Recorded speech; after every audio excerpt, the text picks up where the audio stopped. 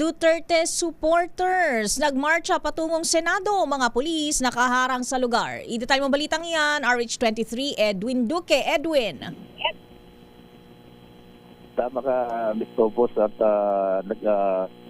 hindi naman na nagpahayag ng kabilang salubin itong grupo ng maisog sa harap ng Senado.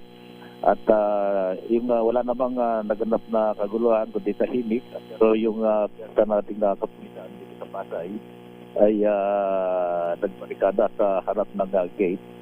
Pero napakiusapan ng maayos kanina dito sa may left side at lumipat dito sa kabilang side para hindi makaabala sa traffic. Gaya naman ay kasalita lang sila, ilabas sa kanilang salubin, pero nangako namang walang gugulo at tahimik lang nilang ipapahayag yung kanilang salubin at nakalagay sa kanilang mga karatula na yung mga karatulang huwag iboto yung mga susuporta dun sa impeachment again na Vice VP Sara Duterte. Sa ngayon ay tahimik pa naman na Mayor. Yes, Mayor. Parang kukundi sila, ano? Mga ilan ba yan? Andito tayo sa post ng Pasay mga yung sa ambulance. Ilan ang medyo dahil sa init ng panahon, tumas yung beat natin.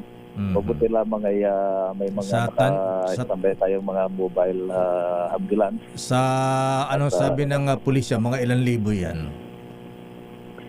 Kunti lang ito, Mayor. Siguro mga, kung di ko magkakamali, baka hindi pa abot ng 100 o 100. Kasi kanina may mga kunti pa lang yung nandito at naragdagan. Wala dun sa tulay ng yung bandang bawa, nag-parade sila, papunta dito sa gate. At agad na sinalubong sila ng ating kapulisan. Ang purpose dito para hindi makapagbigay ng abala sa traffic. At maayos naman, nasa gilid sila ngayon habang nagpapahayag ng kanilang salubin na ang kanilang karatula ay huwag iboto yung mga Congress at Senado na pabor sa impeachment kay VP Sara Duterte. Ngayon, tuloy-tuloy pero tahimik at nagsindi sila ng insenso kanina para raw makarating sa damdamin ng mga mababatas at makapag-isip sa tamang desisyon. Yan lamang, Mayor. Okay nga Roda, Edwin. Pagaling ka, nag-high blood daw siya lakay eh. Na-high blood ba siya? Kuna napudot kanina daw. Kaya pinasalamatan ko itong mga ambulance na nakaparada rito, yung mga Pasay Police. Marami sila rito. MDO.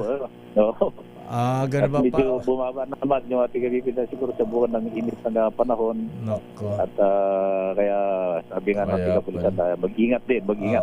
Dahil ang panahon natin biglang nagpapatas ng bibig. Kaya pagka mainit inom ka ng mainit na kape. Ayan. Dapat malamig na tubig lang para mahimas-masan yung akala ko mainit na kape. Ayan. Sige, ingat-ingat Edwin. Ayan. Inom ka kasi ng tubig. Tubig. Sa bahagi ng Senado ako si RH23 at ito kinagulat sa DSRH. Una sa Pilipinas, una sa Pilipino.